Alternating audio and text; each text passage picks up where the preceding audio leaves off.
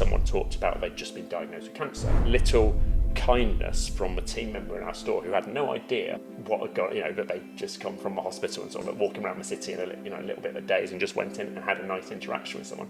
That was so meaningful for them in a low point.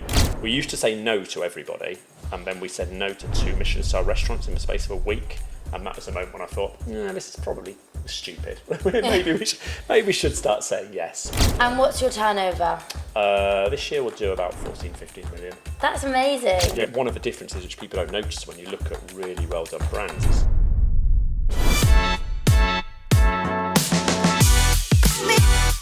today's guest has reimagined the world of tea, bringing creativity, community and sustainability to every cup. Mike Turner, the co-founder of Bird & Blend, has built a tea brand that's anything but traditional, infusing unique flavours, sustainable practices and a whole lot of personality into each blend. Bird & Blend isn't just about tea, it's about creating experiences and building community around something as simple yet powerful as a cup of tea. Before we get into today's episode, I want to give a shout out to a special sponsor, Sam Lawrence Recruitment. We all know that finding the right people or the right job can feel really overwhelming, and that's exactly where Sam comes in. He really just gets it. It's not just about ticking boxes, it's about connecting the right people with the right opportunities. He takes the time to understand you and exactly what you're looking for, whether you're building a team or taking that next career leap. So definitely get in touch. Trust me, you'll be glad you did. At Getting to Grow, I believe that growth starts with connection. And that's where our sponsor, We Are All Marketing, comes in. I'm super excited to be partnering with Vic and the team over at We Are All Marketing.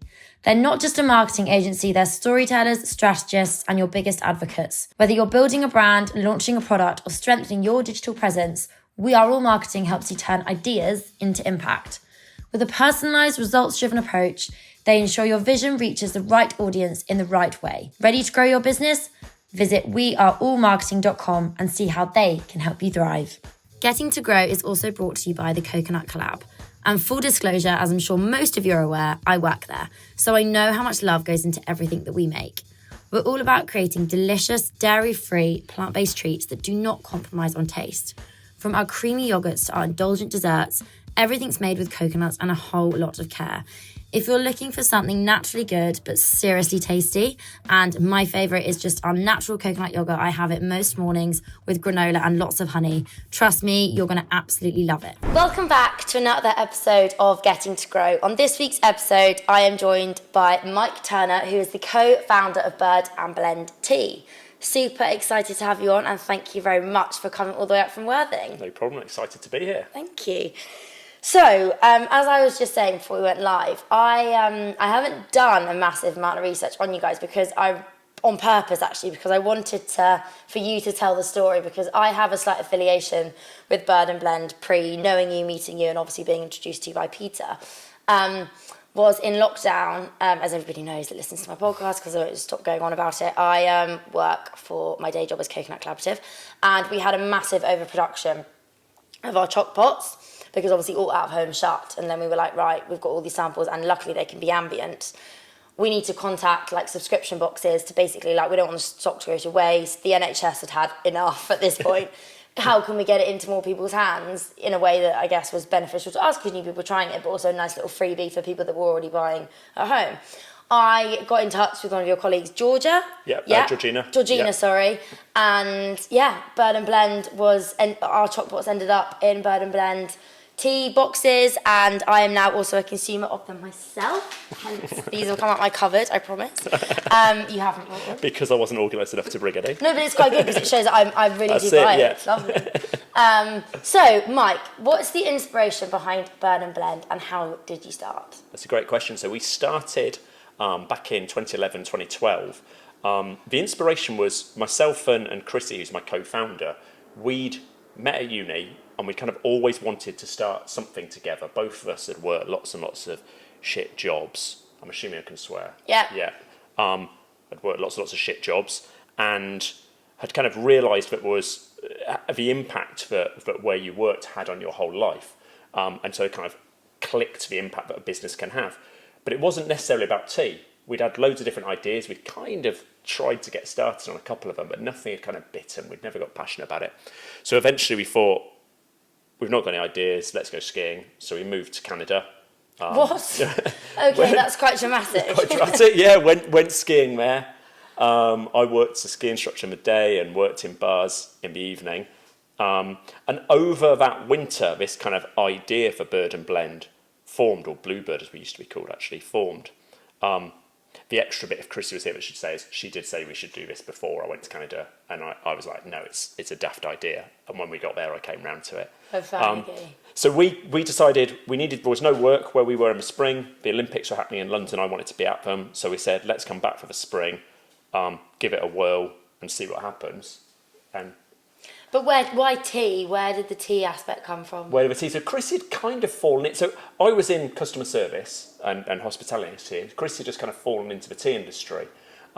So she was interested in it and saw that there was a wave coming and had all of these ideas for doing something new.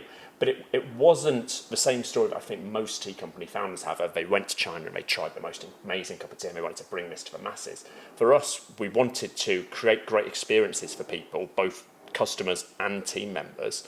And we were kind of looking for something which you could build that excitement and that experience around. And it was the ideas that Krisi had around what you could do with tea and turning that into an experience, which was the exciting point, rather than this is really good quality, we should show this to the world.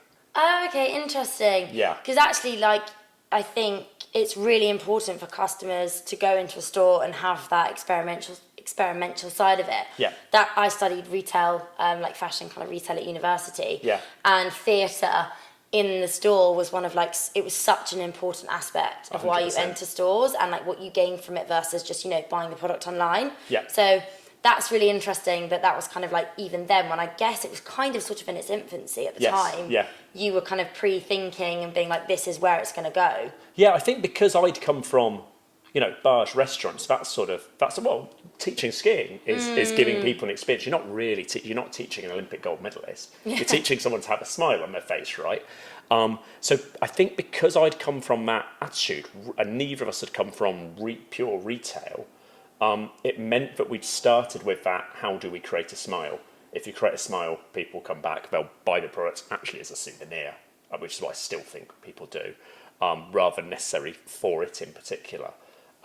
So yeah, I think it was just inbuilt into kind of our beliefs about the business from the very start, that theatre thing, and then the world's kind of moved in that direction, which is a good way to go. Yeah, for sure. So did you always have the kind of initial idea to have stores versus a product that would end up on a supermarket shelf? Yeah, so I think because it was about that experience, we wanted to have direct relationship with customers. And we didn't have any money, so we started on market stalls. Krisi built a website, and I went and did market stalls basically for probably a couple of years, 18 months, a couple of years before we opened stores. So I think it was that interaction with the customer which we were quite obsessive about. What was interesting was in really early days, because we also hit on a wave of tea becoming a thing, and now there's so many tea companies about, right? And we were early in that journey. So right at the start, we actually had approaches from Waitrose and Tesco, and you're going to these food markets, and everyone you talk to has a little food business. That's their dream, right?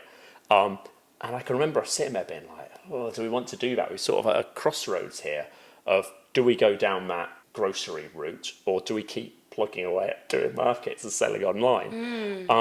And stuck with the route which we've stuck down to that interaction with the customer. Two things. One was the interaction with customers we really enjoyed. The second was we thought, well, actually, if you're supplying grocery, really, you're just managing cash flow, sitting behind a desk. I don't want a job where I'm sat behind a desk. Now I sit behind a desk quite a lot of the time. And have to manage cash flow, but it's a little bit different.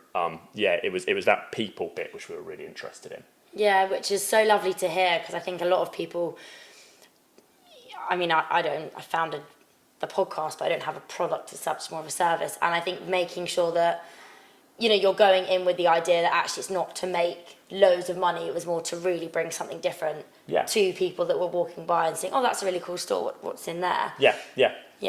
And how do you go about, going backwards, so you've got your market stall. Yeah. How did you kind of go about even, if I wanted to start a tea brand, I don't know where I'd source tea leaves. And did you decide that it was going to be English breakfast, or did you go, right, we need to obviously do something different, so we're going to do loads of different flavours? And where do you go about getting tea? So flavours, it was always about flavours. And it was kind of, this was the piece which Krisi had, and which we'd seen in North America. But, at the time, you'd go to McDonald's and say, can I get a cup of tea? And they'd list 7 different flavours. So we saw that, there was a movement towards having different blends and things. So we already had that in mind. And then the second part was actually the initial concept for Bird and Blend was more about drinks. So if you've been into one of our stores, we do the takeaway drinks. We thought that would be our business. We sort of looked at what Starbucks had done with coffee. Right now, if you look at Canoops and what they're doing with hot chocolate, Gosh, and their creating hot new chocolates categories. are so delicious. They're good, hey? Yeah, they're a really interesting company. And so the blends which we created, initially, they were ingredients to make drinks. So because we wanted a strawberry lemonade iced tea, which would be really fruity and sweet and look nice, we had to create a strawberry lemonade fruit blend. So it was kind of taken backwards, which is why kind of English breakfast and that sort of thing, although we have never had that much attention from us. We then kind of pivoted across to it being all about the blends. We realised pretty quickly that, one, that seemed to be the bit which people were actually more interested in. 2, far cleverer people than us had with far more money, had tried to do the Starbucks but with tea thing and failed, and was no reason we were going to do it. 3, we didn't have the money to actually do it properly. Dry tea you can sell online pretty easily. It's much harder to sell, especially now ready to drink's a huge thing, but at that time a bit less. Everything made the blends an easier channel. Yeah. And so we've kind of pursued that. Yeah, that's really interesting actually, because Starbucks, you're right, they have all pivoted and they do have now tea blends versus just going in and grabbing a Americano. It's a real, drinks to go is a really interesting category. So many, like you've got Blank Street now with their kind of theatre of their blueberry, this, that and whatever. Yeah. And also the canned and bottled drinks that now I don't think there's a brand we've a few times over the years thought, well, actually all the time we're wondering whether to do it. But right now it feels like we're the only brand who aren't bringing one out at the moment. Quite saturated market. Yeah. And we've spoken about your original vision for Bird and Blend. Would you say that is still where you guys want to be? You still want to be retail sites, being experiential, versus, as you said, maybe bringing out a can? Yeah. Well, whenever we go back to kind of, whenever you've got a big question on what the direction of a business should be, going back to kind of the why you exist, it's normally, we have found the way to kind of unblock that question. And our why right from the beginning was about experience. The first thing we did the day we said, let's do this, is we went to the pub and we've still got this sheet of paper which at the top said about building a business about people rather than just profit, or proving you could build a business about people rather than just profit. The two of us wanted to show the world what we had. And it kind of had different rules, and some of the rules were about customer experience, some were about eco zero waste and this sort of thing. But although we've evolved that a little bit, and actually I'm going through an exercise at the moment of doing a kind of latest evolution on all of this, ultimately it all comes back to experience and that sort of thing. And so whenever we think, should we talk to a grocer, it comes back to how can we deliver a fantastic experience to a customer just through packaging on a shelf. Yeah. I'm sure there's a way. I'm not clever enough to do it. Figure it out. Whereas, doing it in the stores, we have found a way that it works. So you're not listed in any supermarkets? Not in any supermarkets. There are a couple of B2B partners that we have. So I think it's about 2 or 3% of the business at the moment is B2B. And they're kind of for specific reasons. So like Selfridges, because it is a little bit of a badge to be in Selfridges. Yes, of course. There's some kind of brilliant indie partners, coffee shops and brilliant restaurants. We used to say no to everybody, and then we said no to 2 Michelin-Star restaurants in the space of a week. And that was the moment when I thought, this is probably stupid. maybe we should start saying yes. But it's kind of always ticked along in the background, and we've never. But the big guys, we've never carried on down the track. We talk to the buyers every now and then, and never gone for it. I mean, it's a great position to be in because you're getting contacted by the supermarkets, whereas usually it's brands hounding them, supermarkets to get in touch with the buyers. But the fact that the buyers are coming to you, they clearly see that you guys have got something special. I mean, your tea is delicious. Like, it is really lovely, and it's strong. I don't need to brew it for hours to get any sort of like flavour out of it, unlike other brands out there than thinking of one tea that, because it's obviously mass produced. Yeah.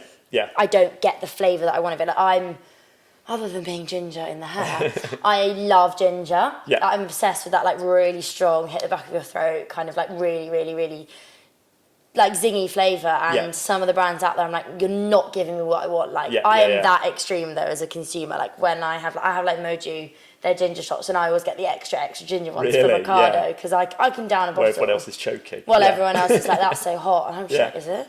Well, that's down to ingredient quality, right? Same as anything. If you have fresh ingredients, they taste better than dull ones which have sat around for a long time. Yeah. So it's not rocket science, but it does have a price attached to it. Definitely. But then I think now the way the world is going is I'd rather have less of what is really good than getting loads at a cheap price, because that's exactly the same. Yeah. So how many resale sites do you have now? We have 19 open at the moment. There's 5 going through legals at the moment, so we're opening quite a few right now. So I'm not sure when this goes out, but when this goes out, we'll have somewhere between 19 and 24, 25. Amazing. We'll probably have 26 by the end of this year, I should think. Yeah. And what's your turnover? This year we'll do about 14-15 million. That's amazing. Yeah. God, it's like, it's so good. And that's for what, about just over 10 years? Yes. Yeah. Yeah. It's our 12th birthday from the kind of very first time that we served a customer was a couple of weeks ago. And I guess from our first store down in Brighton's now been open 10 years, which is kind of a proper kick-off when we started employing people and that sort of thing. Yeah. Yeah, it's funny. Helen was obviously, as you said earlier, Yeah. Helen from Montezuma's, who I've also had on the podcast. She is based in Brighton and had her first shop down there. Yes. And her factory is in Chichester. That's right. Yeah, we know I them actually quite drove well. past it. Oh, do Did you? Yeah. Actually, we've just had their ops director. She's just joined us as an ops amazing. manager with us recently. Oh, Yes. lovely. Yeah. Cool. Yeah. And she was there from the start. Yeah, through it's the a whole cool thing with business them. as well. Yeah. They've done like phenomenally well as well. And Helen's obviously super lovely. She was great to chat to about so much. Go listen to that episode as well. Talk me through, as a customer, if I was a customer going into your store, what would I experience? Sure. So the first point is that you're probably not looking for us. We're selling rhubarb and custard tea and cherry bakewell tea and all these sorts of things. There's not many people who go to the high street and are thinking, I need some rhubarb and custard tea. Yes, you're probably unless they already know us. So the first thing is, hopefully, all being well, you'll be offered a sample outside, and we're, those people who are out there with a tray annoying passers-by saying, give this a try, just as we were on market stalls. You'll come in, and the idea is it's kind of like going into an old sweet shop with all the jars up on the wall. That we've got a big wall of tea with different coloured tins with different labels of the different bases of the teas. There's about 100 teas on sale at any one time. There'll be loads of samples in there for you to try. We do takeaway drinks, so the team, depending on how busy they are, should be happy to make up demos of things like, matcha at the moment is huge. Matcha is huge for us, and again, we've got the biggest range of flavoured matchas, I think, in the world now. It was just in Europe. I think we're worldwide now. Amazing. And the team will be making drinks and showing how to do what we do at home. So it should be a whole experience. The idea is that you're in there for ages, chatting, having a nice time. If you buy, you buy. If you don't, that's fine, because really the stores are there as acquisition pieces. But we hope that people have a good enough time they buy something as a souvenir. Yeah. And actually, even if they don't buy that time, they might then do exactly what I did, was see you in Borough, but actually go into a store in Bristol and go, So and do you know what? So many the stores are deliberately placed in places. I get asked every now and then, how do you choose where to put your stores, what day choosing, that sort of thing. And I'll be like, it's just places I'd like to go. Places I enjoy going and visiting the stores. Because we want to be where you're going and having fun. And exactly like that, you were in Bristol just visiting, right? But, But you tie it into that visit. And then we hope that we as a brand are tied in with the positive experience that you've had, of whether that's going down to Brighton and being down by the seaside, and I got this tea. Yeah. Rather than it being on, I'm not going to name a town, but some commuter town's high street where you're going to get your, whatever it is you go to the shops to get these days. Not very much. Exactly. Yeah, well, you're right, not very much. And tell me the process of creating new blends. How do you go about, finding the new trends that are coming up and thinking, right, okay, I'm going to make, I don't know, what's a trend? Well, matcha's a trend, but what's going to be what's the next matcha? Yes, yeah. So it totally varies, and one of the amazing thing is that as we've grown, we have such a so we have about 200 people around the business, and they're such a creative, passionate, incredible bunch of people that they will just be suggesting ideas.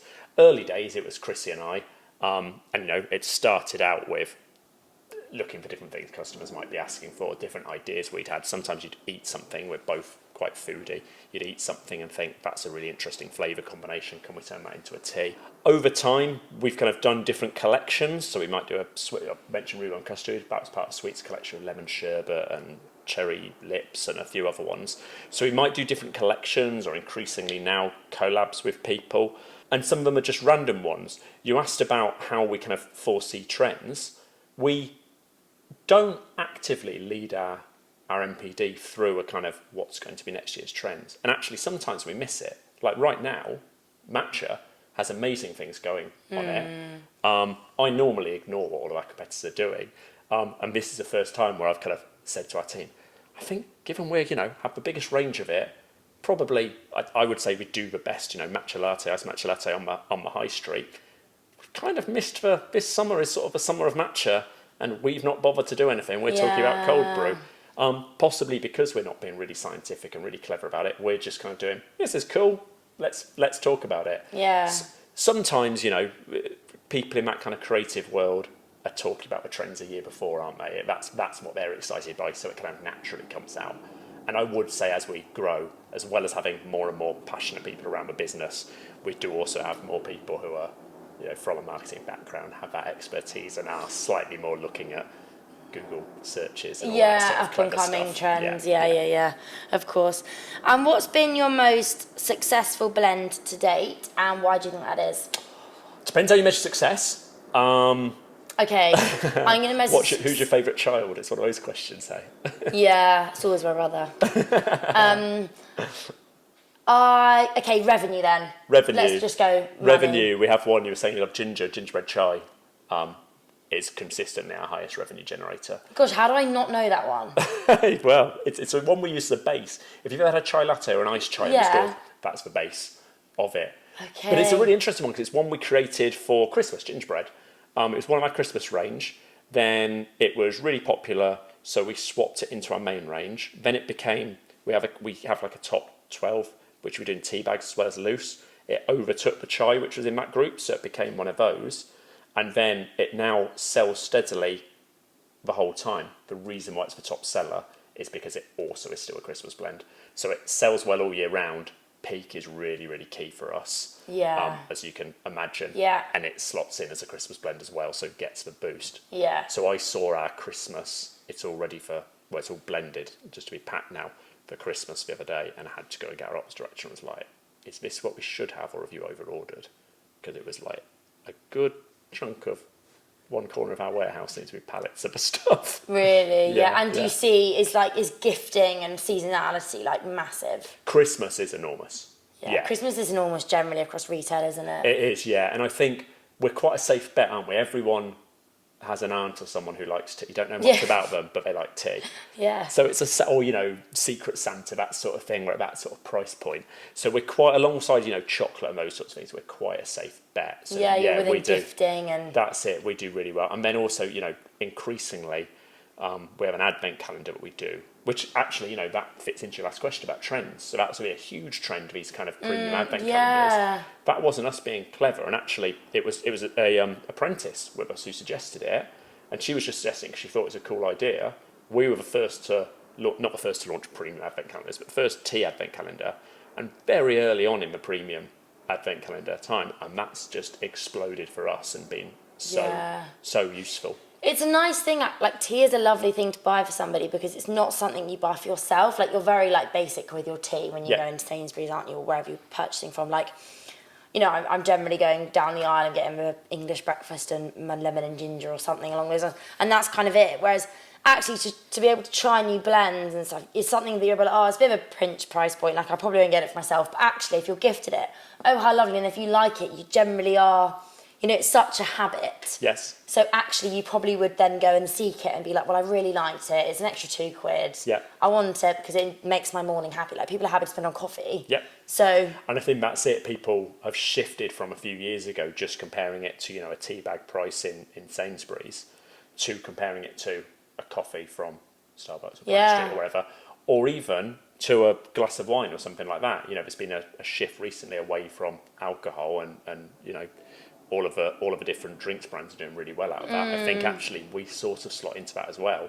And suddenly, when you're comparing a glass of wine to our prices, suddenly we're very cheap. So Yes. that's worked as well. Yeah, everybody has such a warped view on alcohol. I always find this so funny. Like, I will not pay the £2.99 delivery on Zara, but Yeah. I will happily go and spend 15 quid on the gin and tonic. That's it, And yeah. it's like, how is the psychology of that? Like what? Like, That's but living in London with 15 quid on a gin and tonic. yeah, sorry. I mean, that's nerve. I'd be quite happy to pay that. Like, Yeah. £17.50 is where you're really looking for like Yeah. nice places to go and sit. It's Yeah. extortionate. You mentioned earlier that net zero and putting people first is like a big part of your kind of brand and your ethics behind it. So how do you ensure sustainability within the supply chain? Great question, because the supply chain in tea, and you know, tea is only actually a small amount of what we buy because it's all herbs, spices, fruits, that sort of thing. But within that kind of dried products supply chain is a very complex supply chain with multi levels. It's opaque in places.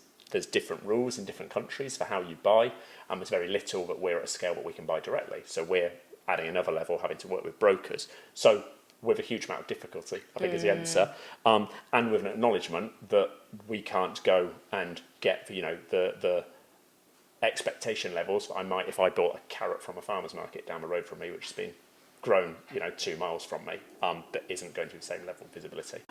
And the answer changes every year as we grow. We get one of the reasons I talk about us growing, and I'm keen for us to grow, is because it gives us more potential to have impact. So right at the start, it was totally on trust. The people we worked with seemed like good people, seemed like they would work with good people.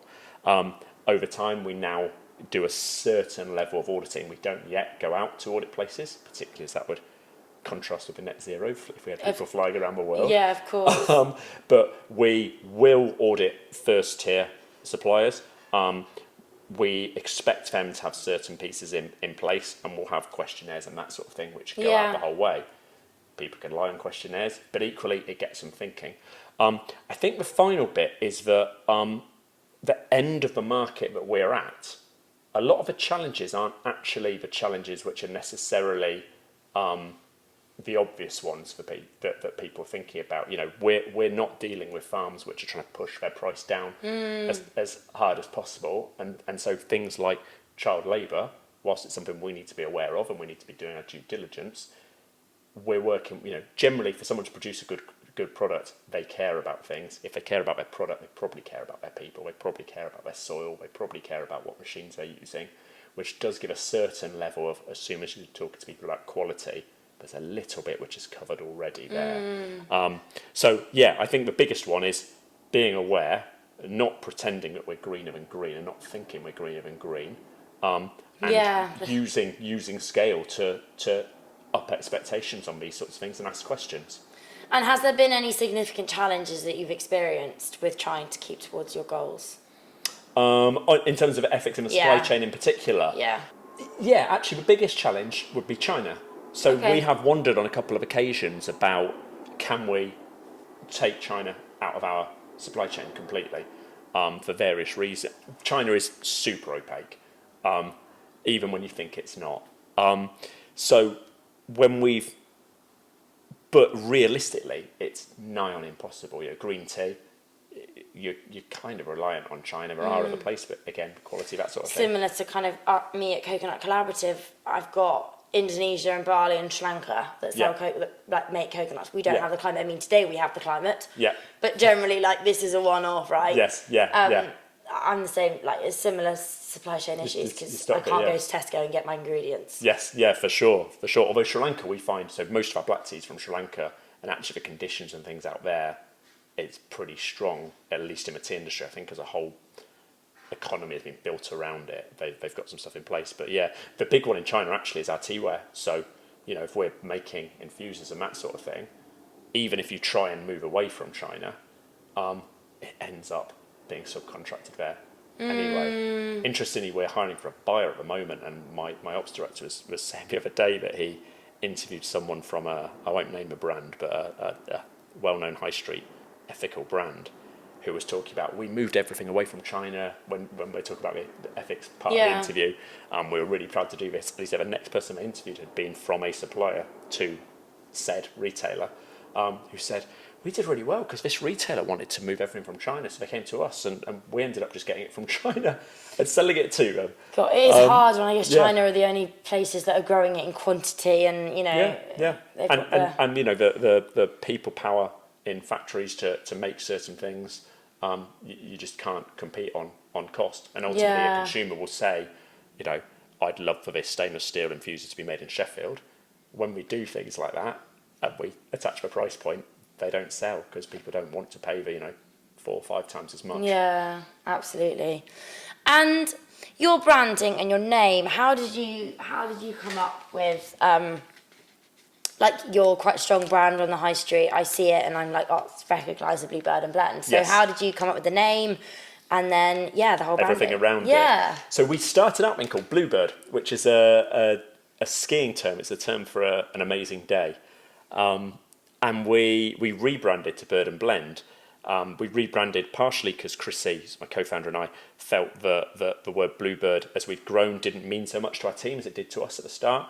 And then we had a trademark challenge, which we kind of thought, do we fight it if we're not that attached What with to the it? restaurant on the King's Road? I'm probably not allowed to say who Fine, it is. I've got a fine. feeling with the agreement. Fine.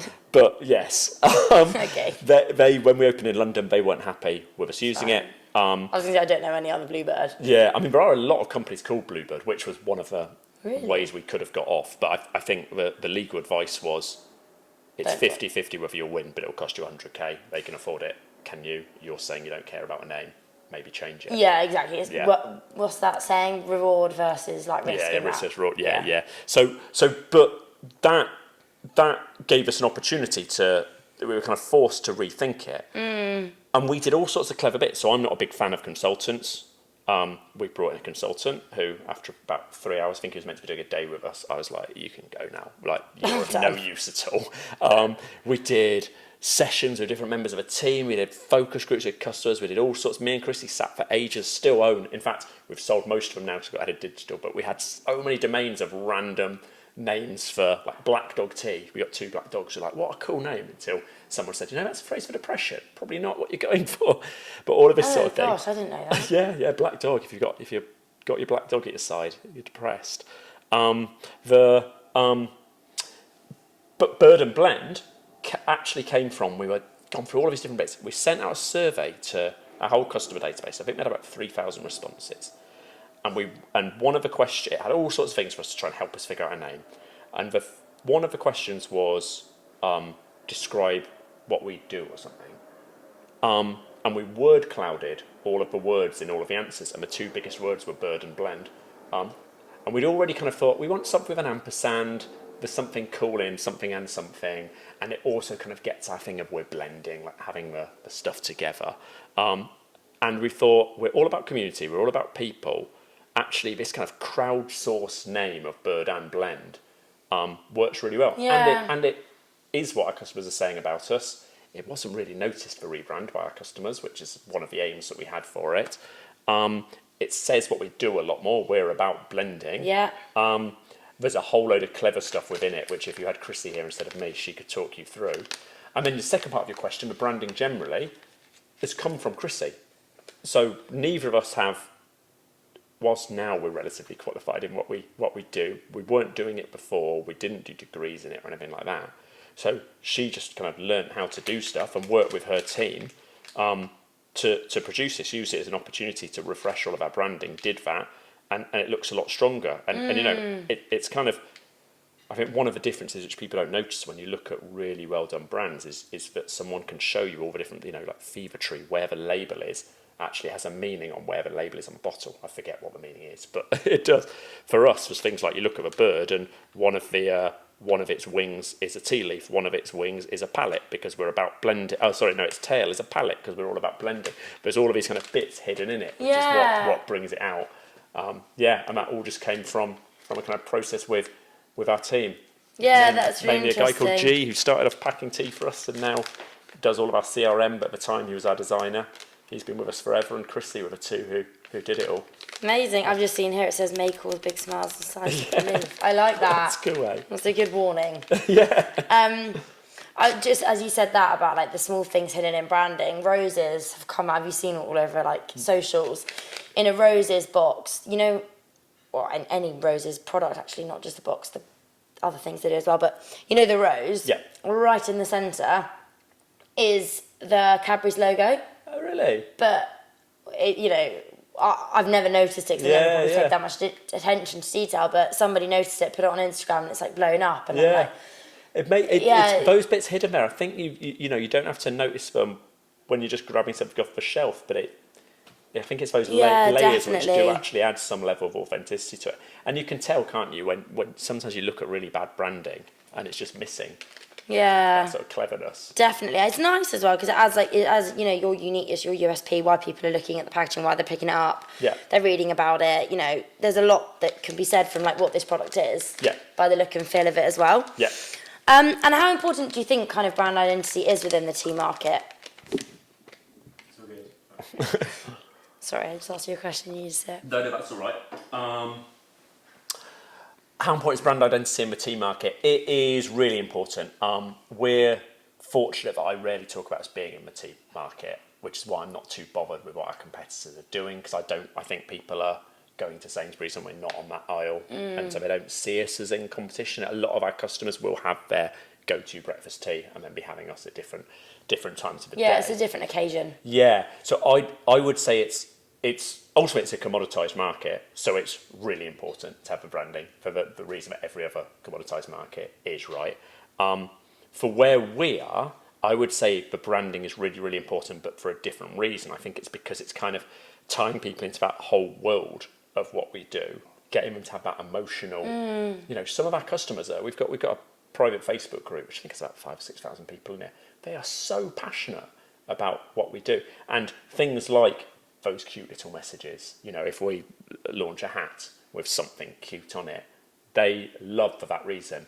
But possibly Yorkshire Tea, the reason for their branding to be so strong, which it is a little bit different, because it's about saying the quality of this product is in line with what we're doing. Yeah. That was my next question actually. Have you ever had a customer like write in, or like a really memorable experience that you remember that's like changed the direction of the business, or made you have a think about something, or brought out a new flavour?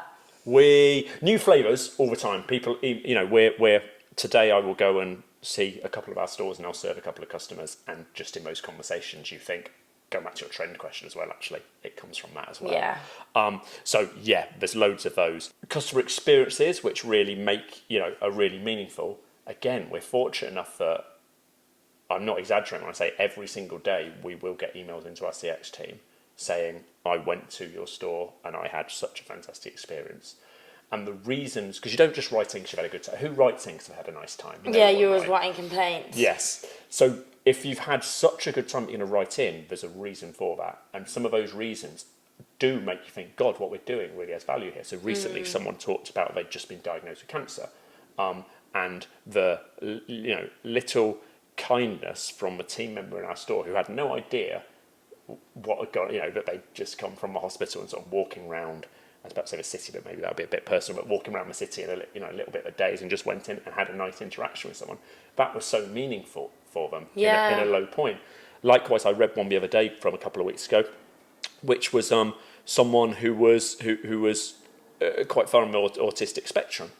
And again, just having a team member who I think also had an understanding of what that customer needed, was able to offer it to them. And that's so meaningful for them because it's just that little bit of kindness. So yes, has it changed the business direction? No, but it's probably reinforced actually what we're doing works. Going down the commercial, let's talk to Tesco, isn't for us because we're not going to get those moments with them. No, yeah, definitely. It's a real point of difference actually to most brands that I've had on. And obviously with having such a strong physical presence and that being kind of the premise of Bird & Blend, how do you take the physical into the digital? So how do you work with kind of your social media platforms, and how do you make sure that you're bringing that excitement to people that unfortunately haven't been able to get to your store, or for various reasons can't, whatever it is? How do you make that excitement come through on Great question. Digital. Which I don't think we necessarily have the answer to. I think when we started, we really inherently had this omni thing built into us because Krisi was building a website and I was going and talking to people fundamentally. It was a bit of crossover, but so from the very start, we were taking email addresses in the stores and that sort of thing. And I think we were ahead of the curve. Now, frankly, I think I don't know if we're behind it, but I don't think we're doing groundbreaking enough stuff in that. How do we do it? Well, we have passionate team members all around the country who we try and bring into the socials as much as we can. But you work in that sort of world, it's a frantic, busy world, that kind of brand and marketing and all of that sort of stuff, right? So getting out and actually doing that bit is another matter. There are certain bits, within the website, there's stuff like the tins on the tea wall are represented on the website. We're putting more video onto the website. I was going to say video. Yeah, video content is so key, isn't it? Yeah. Like, that is where you capture people's attention, is via video content. For sure. One bit which we've been looking at recently is chatbots, and we've had if you're going to say like next week, I might not want all of our competitors knowing that we've got a chatbot ready to go.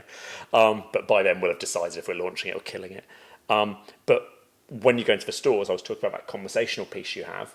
The dream has always been, how can we do that? And we've tried it with, live video, but we're not selling cars. No, people don't actually want to have a live video with our team. Yeah. But if it's an interaction with a computer, not a computer pretending to be we'll say with a T-bot or whatever it is.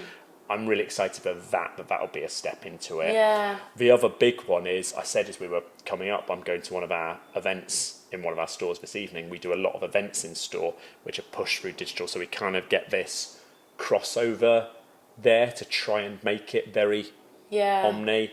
We're trying to build that into the products a lot more. You might get something shipped to you, but it might contain a QR, which if you scan in store gets you a free drink. So there's a lot of trying to get crossover in there. Yeah, it is really hard because I'm assuming the people that come into your store, and it being a tea brand, might not be the most digitally savvy consumer generally. Yeah. So then trying to engage the digitally savvy, it's quite conflicting for the brand. I think it's also what people are looking for in that moment. So you mentioned you go past the Borough store all the time, but you went in when you're in Bristol.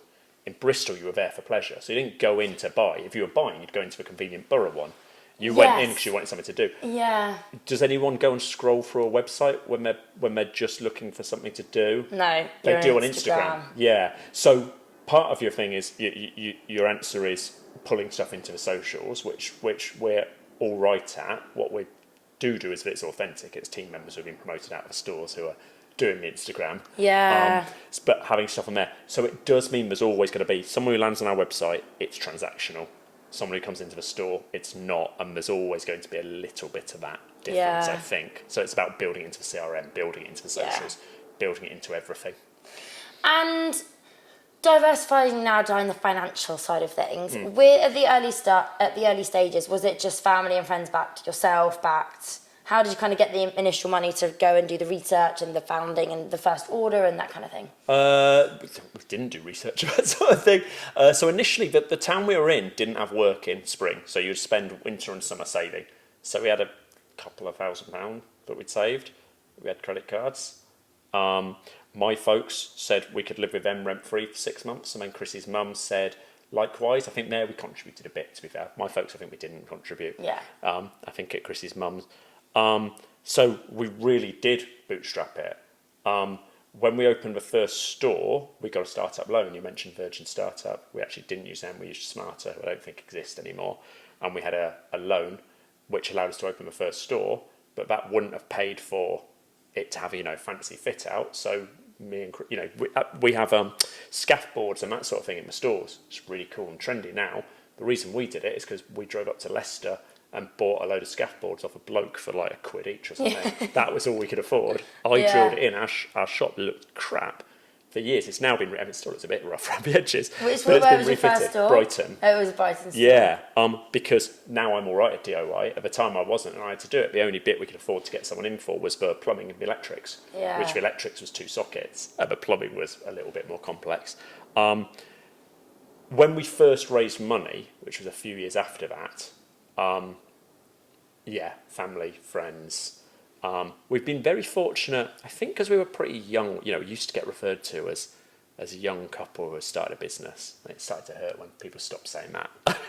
Suddenly, overnight, they stopped saying young. But I think that inspired something in people. And we were approached really early doors by lots of people who wanted to invest. So our biggest investor, before we were even a limited company, he said, I could put enough in that we can roll this out nationwide next year. Are you in? And we kind of said, no, but let's stay in touch. They're a couple, but they've gone on to be our biggest investors, huge supporters, been with us. We've done 2 rounds of investment now, both through crowd, but with crowd, there are certain key investors. Yeah.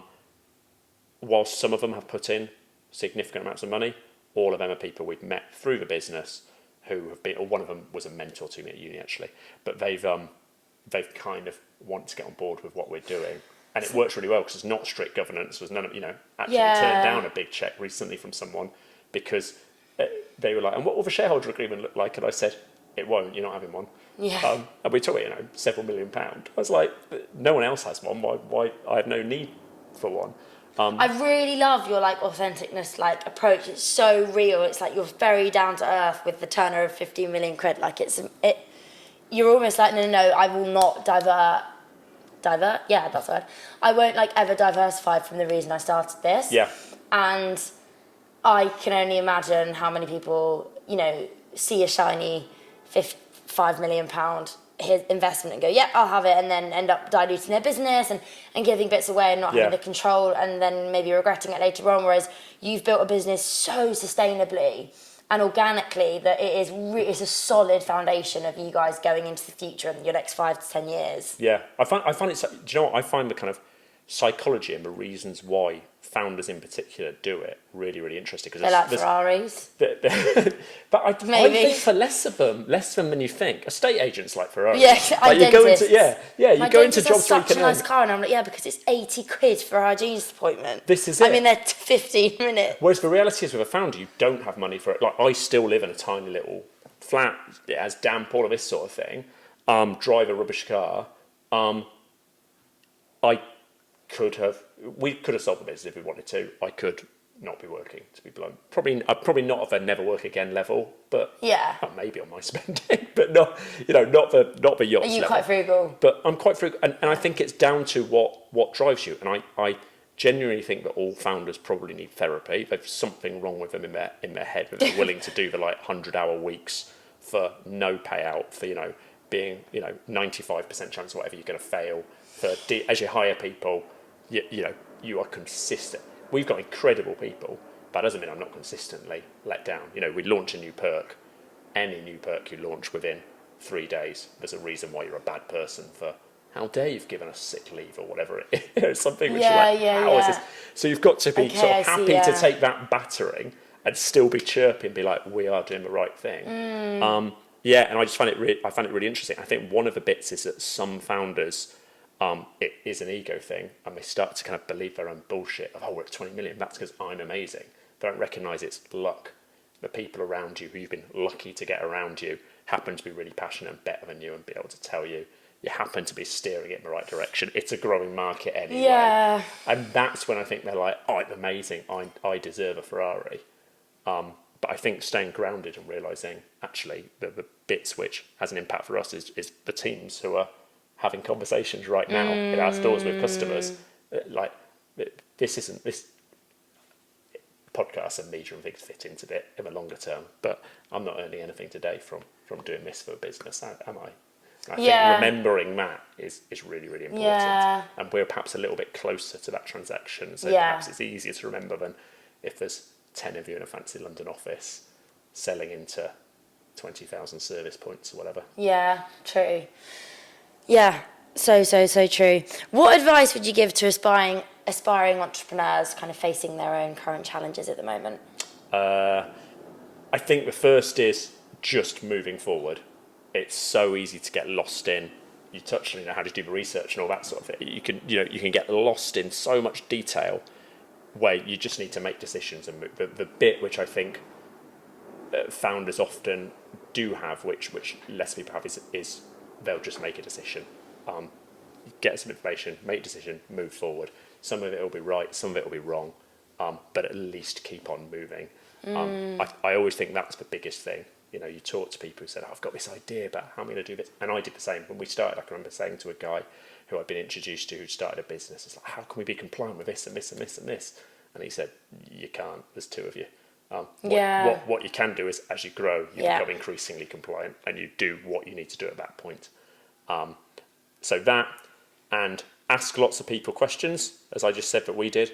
Getting advice from people is brilliant, but also know, you know, when it's right to nod along, smile, agree, and then ignore. Ultimately, it's you who needs to make those decisions. Yeah, for sure, definitely. I think you're in charge of your own kind of like future and destiny, and if your gut's saying yes or no, you got to stick to it and know what you want to do. Can you share like a big significant kind of mistake you've made along the way and how you overcame it? Oh gosh, the biggest mistakes that I think we've made have been around people, and they have been where we've not addressed things quickly enough. They're where we've thought we're a kind, supportive employer, so we're just going to, let's try, you know, perhaps someone's been promoted, they're not performing in that role that they're in, and rather than just addressing that and being straight up with them, we sort of don't want to upset them, so we just tweak their role a little bit, or we give them a bit of extra support. And what happens is over a couple of years, we keep on doing that. Everyone loves them because they're a great person, and then eventually it catches up with you. Actually, the conversation that you have to have is a lot tougher than the kind of one which you could have had initially. Yeah, of course. You have got stuff wrong. It is on you. Ultimately, the person likely ends up losing their employment, or possibly moving on to more fitting employment, and you have got stuff wrong in terms of getting them there. So I think that costs you then money and time. It does, and emotionally, it's really, really tough to sit and and there's, I don't want to say countless examples where this happened, but this has been a repeating piece for us, that we're really nice, or we think we're being really nice, but it's not nice. Not it's like being the honest same situation. Nice. It's like if you had spinach in your teeth right now, I don't know you that well, and I would be conflicted internally. Do I tell this man he's talking to me with this big green thing in his mouth? Yeah. It will make it better if I tell him, but it's going to hurt his feelings. So like, it's that kind of like funny one. But I'm a bit harsh, like not harsh, it's hardly harsh, but I would also say, like, yesterday I was on the tube and this guy had his tag hanging out his t-shirt, and I was just like, I'm just gonna have to tell him.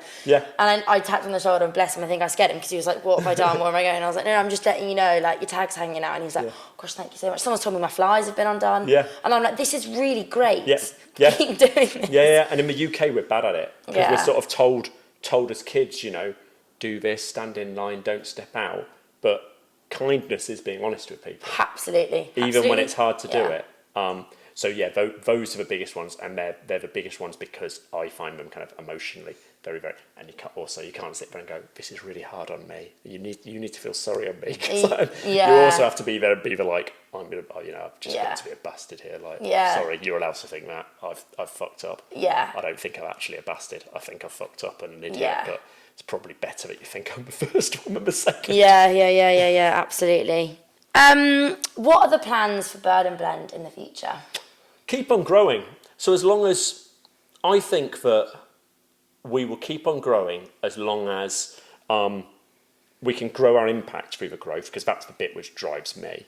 And we can keep being authentic. So the bit which has always scared me has been, we're all about customer experience. Can you scale that? I actually didn't think you could get it to this number of stores, but we seem to still be hanging on. So that will be the kind of constraint. So I think we'll keep on building for as long as we can do that. We may diversify, but it's not on the kind of new to-do list. Over the next few years, open more stores, do more cool things. And to wrap up the interview, what inspires you on a daily basis? I think I've got a pretty good idea from how passionate you are about people, but I'll let you answer. I was going to say, what are you going to say? Yeah, the team. I mean, my favourite bit of my job is I work with incredible people. I'm one of a few kind of grumpy, slightly introverted, maybe not shown it here, but not at all. People on our team, and yet you go to, one of our in Portobello where I'm going tonight. One of the teams are like really successful opera singer. There's an actor there. You have these amazing, creative, passionate people. So I love getting out. If you're ever feeling low, looking at spreadsheets and that's looking at cash flow. There's a way to feel low. Yeah, that's a way to feel really Going low. out and talking to the team and seeing what they're doing, what they're enjoying, is my favourite thing. And actually, I've got one more question before we say goodbye. How do you enjoy Bird and Blend, and what's your favourite blend? How do I enjoy the product? Yeah, how hot do I or enjoy cold? my life in Bird and Blend? I'm assuming you enjoy it if you're still doing it today. I enjoy the variety of my Fine, job. okay. But that's a different question. That is a different question. Do you know what? I often don't specify. Okay. So we have within the office where I am a couple of days a week. That's where our warehouse and our production, all of that is, and we have a shop there. So I'm quite fortunate within the office. I have tea mixologists, we call them, baristas who can make up the different drinks. So I'll normally just say I want a hot drink or a cold drink, and we'll just have whatever I'm given because it's a good way of seeing. Yeah, trying consistency in the product. Yeah. That kind of thing. When I'm at home, what have I had recently? Because it's been so hot, I have been having cold brew, which I don't have as much as people would assume I did. I had Cold Weather Warrior the other week when I was ill. Although that wasn't what the illness was. Yeah. But it seemed like it would help. It's quite fresh. So I not in a clever, passionate way, but as you probably gathered through this, the product isn't... I mean, people are often surprised like how little I know about the products and things. Because it's always, at the start, it was both of us, and then it became Krisi. Yeah. Krisi's not actually in my business day-to-day anymore, but the whole team are so passionate about the product, it sort of needs me banging the drum on. It's just the vessel for us to communicate what we're doing with that product. Yeah. I've got so many more questions, but we're going to wrap up there. So thank you so much, Mike, for coming on Getting to Grow. It's been great to chat. Thanks, Zoe.